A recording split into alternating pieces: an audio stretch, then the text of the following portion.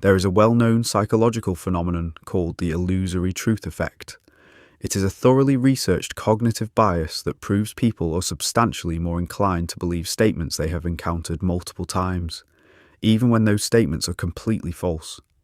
In simpler language, if you hear the same lie, repeat it often enough, your brain starts to accept it as true, even if you know deep down it's rubbish. Andrew Drummond exploited this effect with ruthless efficiency in his paid-for harassment campaign against Bryan Flowers, a campaign funded by Adam Howell. He employed virtually the same phrasing from one article to the next.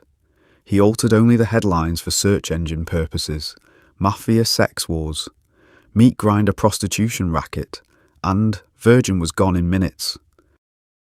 He posted the same content on two distinct domains to create the illusion of independent verification, and he maintains this repetition even after receiving clear, incontrovertible evidence, submitted to him in a legal document from Cohen Davis solicitors that contradicted every major claim. The outcome is not journalistic reporting, it is psychological manipulation, deliberately engineered to plant falsehoods in the minds of readers, prospective business partners, clients, and the general public. We previously showed how Andrew Drummond launched a multi-year smear campaign against Bryan Flowers. What we are about to show you is how he turned one single fabricated narrative into well over 20 hit pieces. He did not produce over 20 distinct investigations. He created one set of lies and simply reproduced them again and again. Detailed analysis reveals intentional word-for-word or near-identical repetition across his entire body of work. The fabricated flirt bar, underage trafficked girl story, which court proceedings showed involved police coercion, a fake ID and zero evidence of trafficking, appears in 17 of the articles. The meat grinder / prostitution racket description of Pattaya bars features in 16 articles.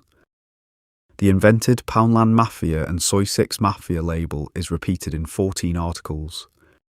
Claims branding Punipa Flowers, a child trafficker, appear in 15 articles. The completely false firearms extortion accusation is reused and repeated in 11 articles. Even after he received the detailed 25-page letter of claim on August 13, 2025, which provided court evidence, police admissions, and proof of these lies, Drummond continued and even escalated the repetition to this very day. This is not journalism. This is the deliberate weaponization of repetition to make lies feel like truth. Internet search engines reward repetition. Anyone typing Bryan Flowers Pattaya or Nightwish Group is likely to see Drummond's articles near the top, planting the falsehoods and lies for the whole internet to see. The commercial, reputational, and emotional damage has been severe. Investors have been scared off. Family members have been vilified. Lawful businesses have suffered. This intentional, ongoing repetition of proven falsehoods, many recycled dozens of times and continued long after a formal legal notice being sent to Drummond, shows clear, malicious intent and removes any possible public interest defence. Andrew Drummond did not investigate. Andrew Drummond does not research. Andrew Drummond does not report facts. He manufactured one false story and turned repetition into a weapon. Simply put, this is the behaviour of a paid propagandist engaged in a vendetta, not a journalist. In the next parts of this series, we will continue exposing the full extent of this unethical operation and the real human cost it has caused. Thank you for watching. Subscribe and turn on notifications, as the revelations will keep coming.